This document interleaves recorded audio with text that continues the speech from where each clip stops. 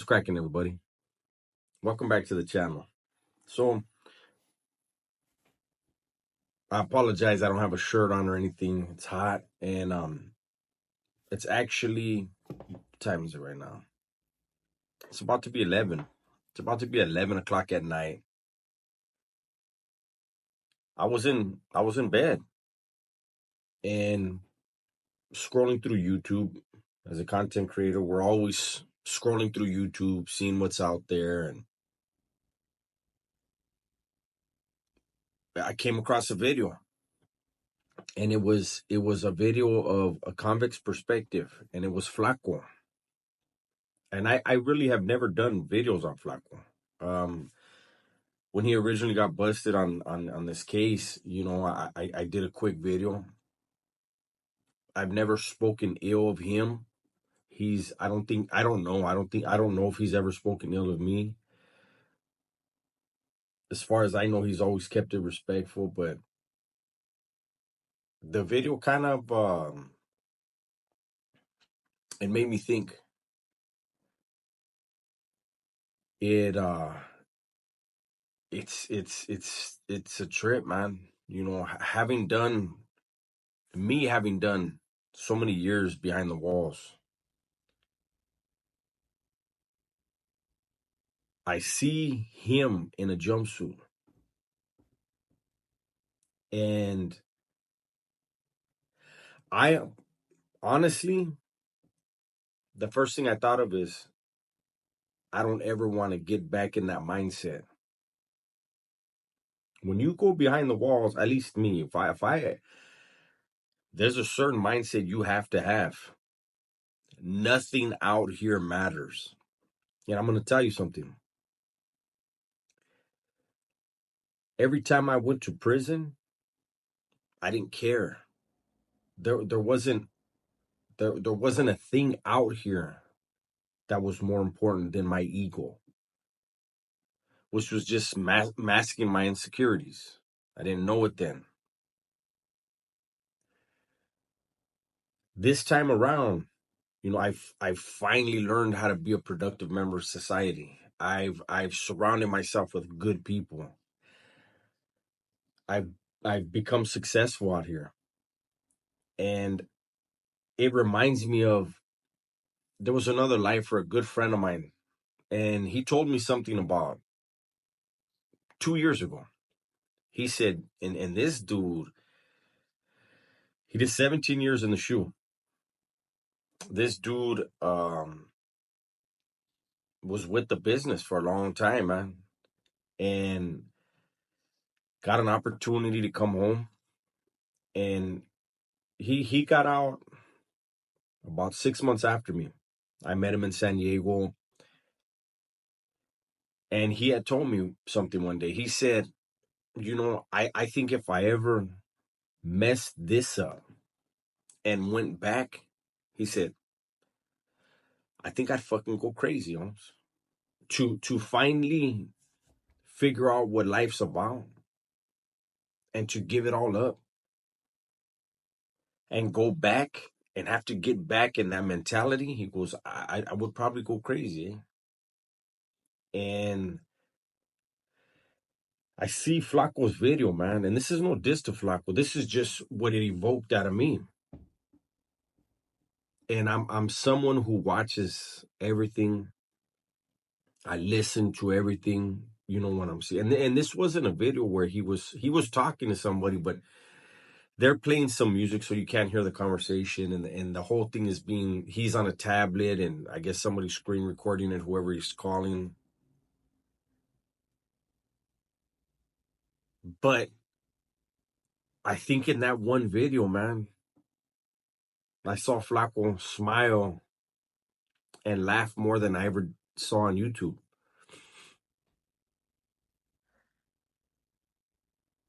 And I don't know him. I don't know Flaco. I've never had any in-depth conversations with him, anything like that. Never met him. there are people that were claiming that he had addictions and saying all these things about him, and I just wonder, like, what is it? What is it that he's found peace now that he's back behind the walls? I don't know. I may be just looking too much into it, but it really did make me wonder. Like, I'll give you an example. I have two lifer friends of mine, guys that I did self-help with. One of them I mentored, and they were both lifers, and they got out, man, and we were all in San Diego together.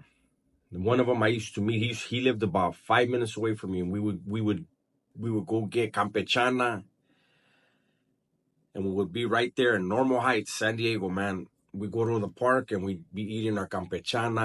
I did a interview with him on my Killer Conversations podcast, and I think they had both been out. I mean, I don't know exactly how long they had been out, but within, I believe it was 3 months of each other, they both OD'd and died. And I remember it hit me hard, man. The first one was the one I mentored, and it hit me. And then when the second one, when I got the phone call from another lifer, hey, Holmes, this is what happened. I remember I even left work early, man. I went in and I told my boss, hey, man, a friend of mine just OD'd, and I can't run my machine, man. I need to go home. I need to go home and just take a night off. And he was like, take whatever you need. My boss told me, take whatever you need. He knew my background. And I remember asking myself, like, what is it, man? What goes on out here when you've been in there for so long and you know what prison is? You know what living like that really is, man. What makes people come out here and put themselves in positions to die or to go back? What's so bad out here? How couldn't they find something that makes them happy? Something that can keep them focused on something other than whatever their addiction is or whatever is troubling them. And I have to say that I've never been addicted to anything other than a lifestyle. I had a criminal lifestyle addiction, and that is a thing. For those of you that don't know, it truly is a thing. It's an addiction just like everything else. That's the only addiction I've had. But when it comes to substances or alcohol or anything like that, I've never had an addiction to these things. So I can't understand when people relapse into those behaviors again and that lifestyle again. So, that video, I mean, obviously it's about to be 11 o'clock at night. I was in bed. You see me, I was in bed, and I know I could have put a shirt on, but I just, to me, that's a small thing, man. That video, seeing how relaxed and how healthy Flaco looks now compared to right before he was incarcerated, it blew my mind, man. And I don't know how many people watch that channel and the stuff that he's putting out now, but I think that anybody that's struggling with something, maybe you should go over to that channel and go back a couple months right before Flaco was incarcerated and see what he sounded like and what he looked like, and then see that video of him. It just came out today, and there's more smiles on that damn video while he's incarcerated, more laughing. I don't get it. And again, this is not to disrespect him. In no way is any of this, should it ever be taken as disrespectful. I'm just trying to understand. I would never, ever, ever, ever want to have to go back into that mindset. I wouldn't be laughing if I went back. I'm too hard on myself.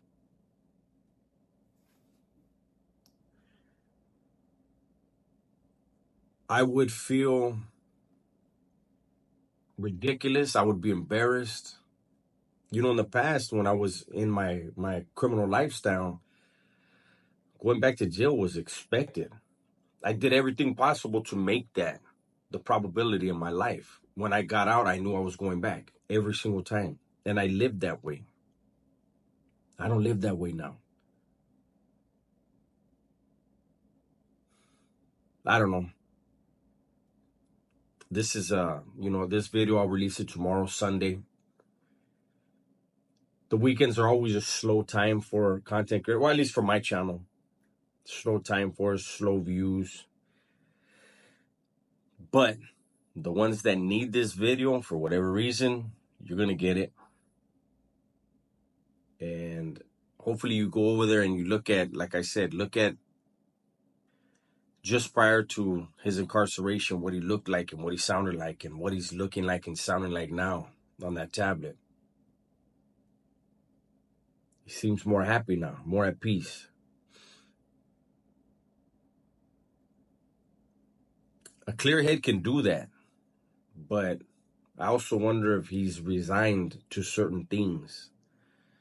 He knows his case, and hopefully it's something like that. I don't know. I don't wish incarceration on nobody, man. Not nobody that's rehabilitated themselves and come out and got a taste at being a productive member of society.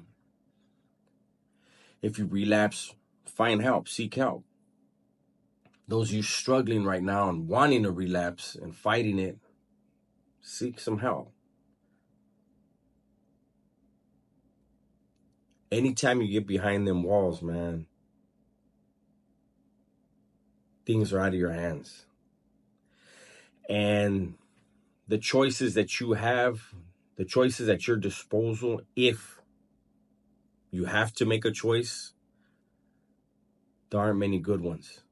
They're usually violent, aggressive. You don't get to dictate who they put in your cell, especially in the county jail, who they put in your cell. Put somebody in there that doesn't know how to do time, and you're having a bad day, that can turn into an ugly situation fast, man. Anyways, that's my video for the day, man. Hopefully you guys enjoyed it. Everybody, please be safe, be smart, and tell the ones you love that you love, man. I'm out.